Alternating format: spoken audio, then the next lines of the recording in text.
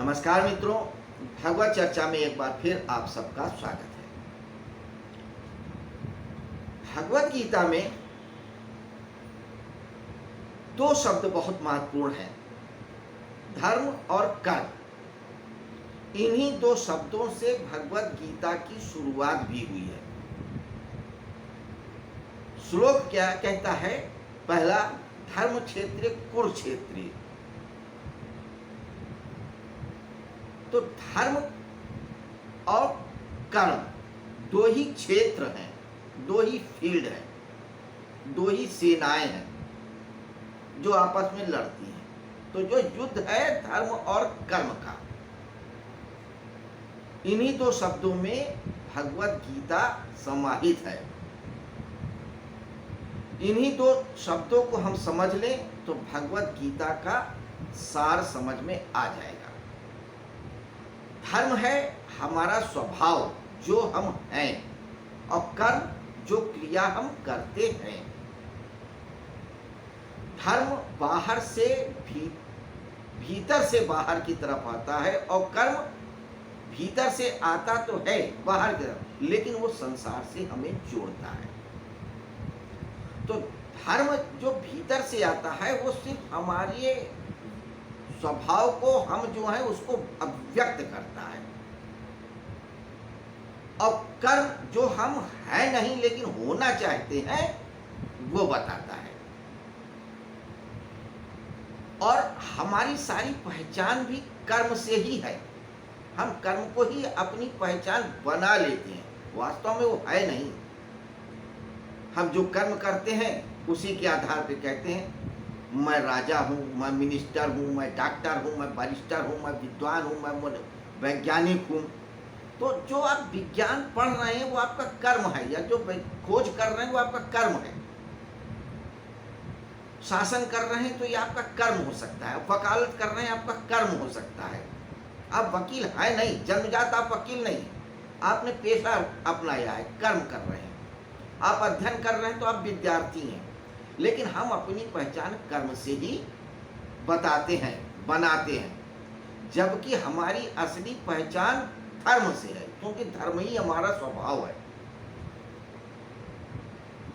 इसी की व्याख्या इस अध्याय में की गई है।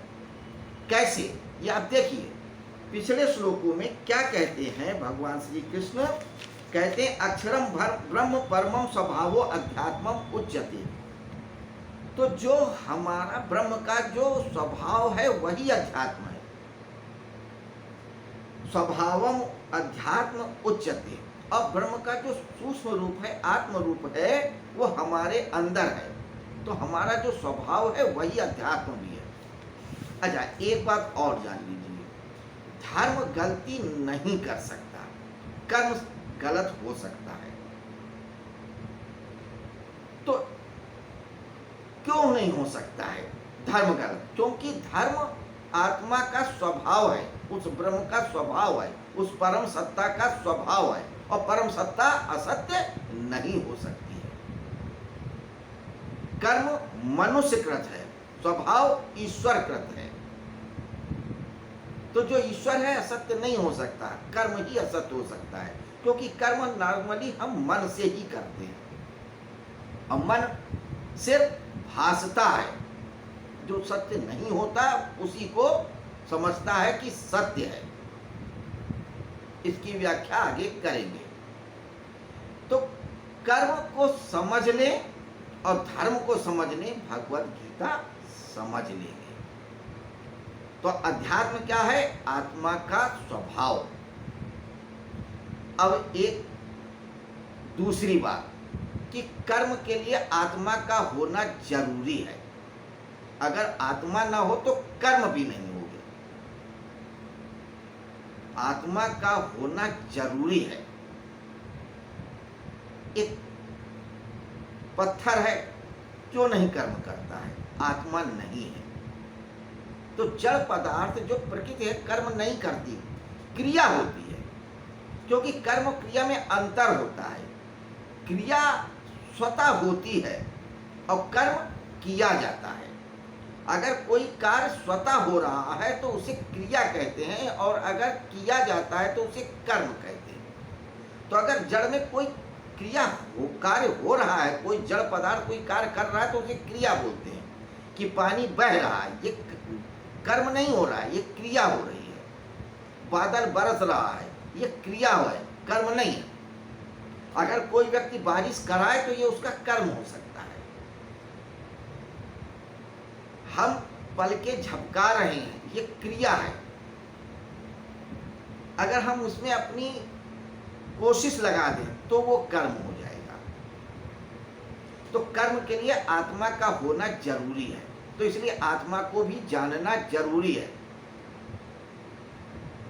तो कर्म को जानना है और आत्मा को भी जानना है, उस स्वभाव को भी जानना है। तो अब जो आत्मा का स्वभाव है वही अध्यात्म है। इसीलिए इन सारे प्रश्नों को लिया पहले और दूसरे श्लोक में अर्जुन ने। तो 6 पारिभाषिक शब्दों के बारे में पूछा। उन प्रश्नों के या उन पारिभाषिक शब्दों की परिभाषाएं कृष्ण ने बताई पिछले श्लोकों में, तीसरे चौथे में।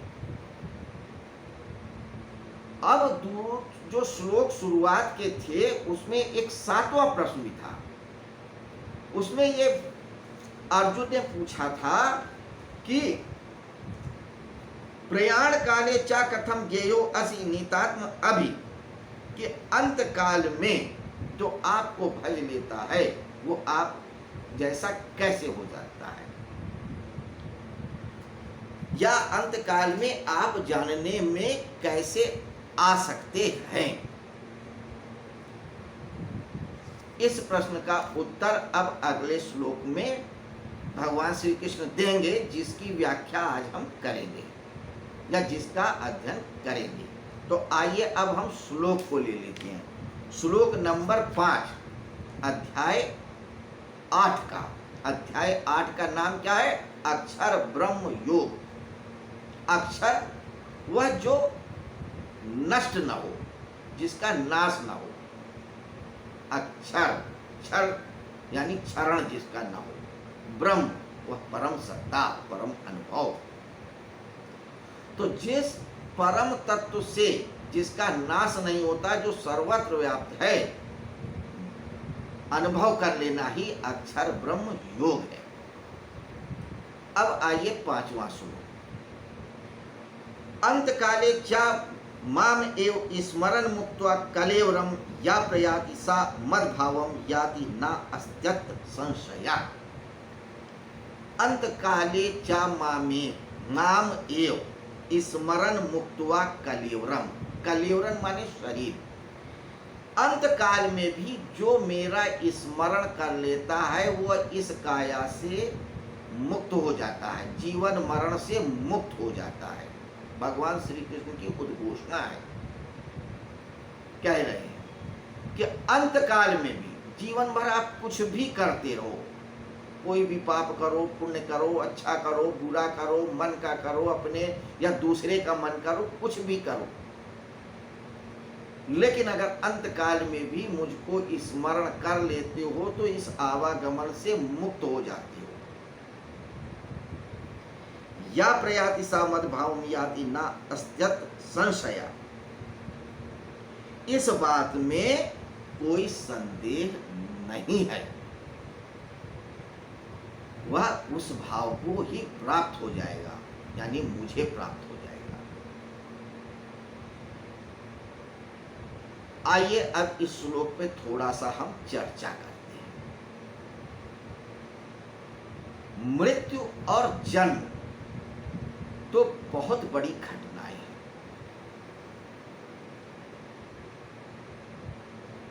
हमारा जो सारा शरीर है वह अपरासत्ता का है, और उसमें जो जीव है वो परासत्ता है। तो इस अपरासत्ता यानी जो प्रकृति स्वरूपा शरीर है, इस पे प्रकृति का प्रभाव पड़ता है, जीवन भर पड़ता है। आप दूसरे उदाहरण से समझिए। जब बालक पैदा होता है तो आप समझिए कि वह उस तरीके से है कि एक कैमरे से कोई क्लिक करा जाए और उस पे कोई एक्सपोजर आ जाए रील पे या उसकी फिल्म पे। तो जैसे कोई व्यक्ति पिक्चर खींची जाए और जैसे ही शटर दबाया जाता है उस वक्त उसका चेहरा जिस तरह का होगा वही उसके फिल्म में आएगा, इमेज में आएगा और जीवन भर वैसा रहेगा।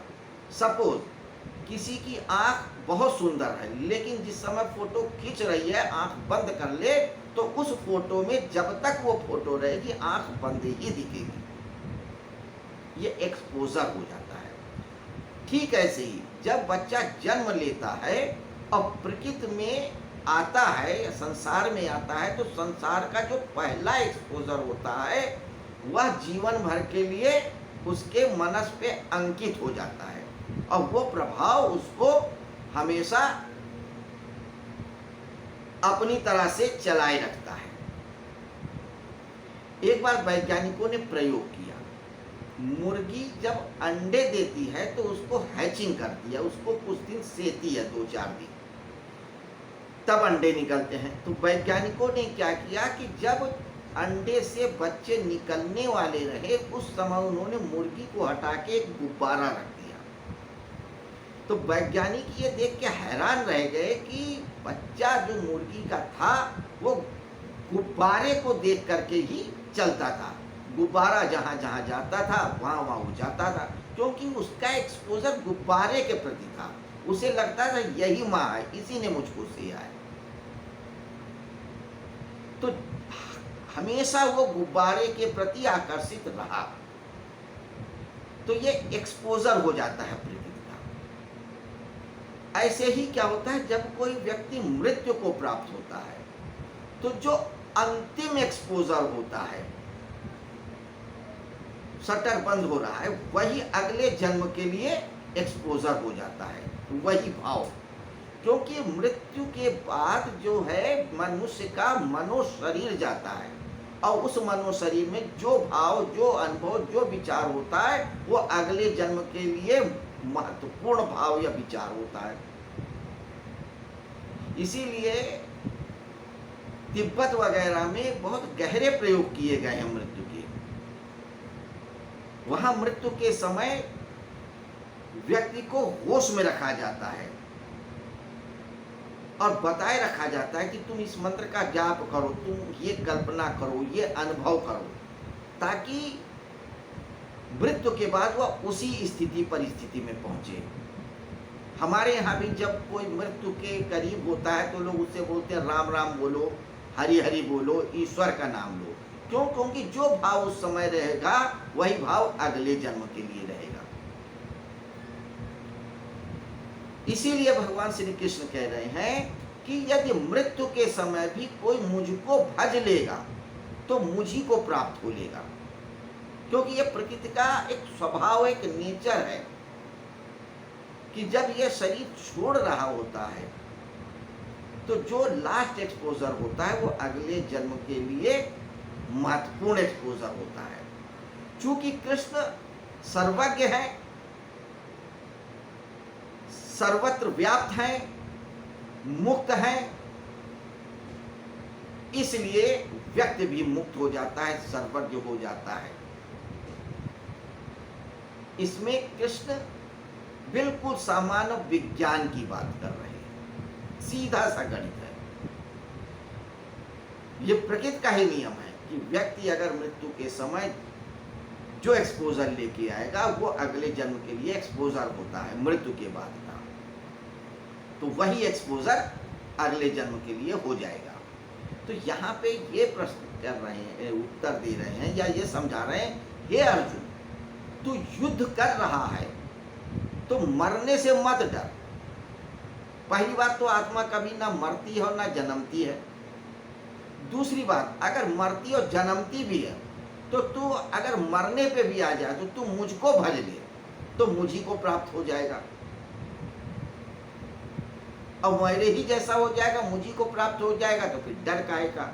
ना वहाँ पाप है, ना पुण्य है, ना संशय है, ना अच्छा है, ना बुरा है। तो ये 7वें श्लोक में, ये 5वें श्लोक में 7वें प्रश्न का उत्तर दिया।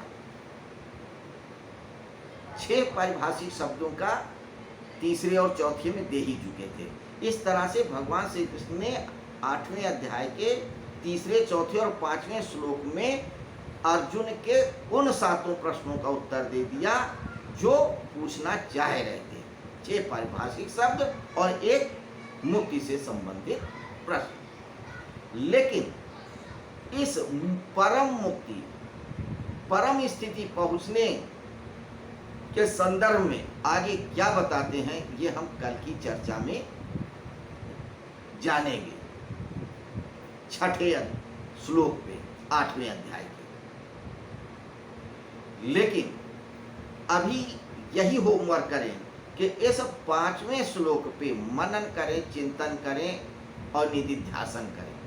कोशिश ये करें कि चाहे ध्यान से हो, चाहे ज्ञान से हो, चाहे भक्ति से हो, चाहे अकर्म से हो, कैसे भी हो, हम सिर्फ उस परम सत्ता को ही ध्यान में रख के करें सारे कर्म। और जब वो परम सत्ता को ही ध्यान करते हैं तो मैं यानी कर्ता हट जाता है, क्योंकि उस परम सत्ता के पास कर्ता का कोई भाव नहीं होता है। और जैसे ही कर्ता खत्म हुआ वैसे ही कर्म खत्म हुआ, और कर्म खत्म हुआ तो जो बचा वो स्वभाव बचा, आत्मा बचा, अध्यात्म बचा, सर्वज्ञ बचा।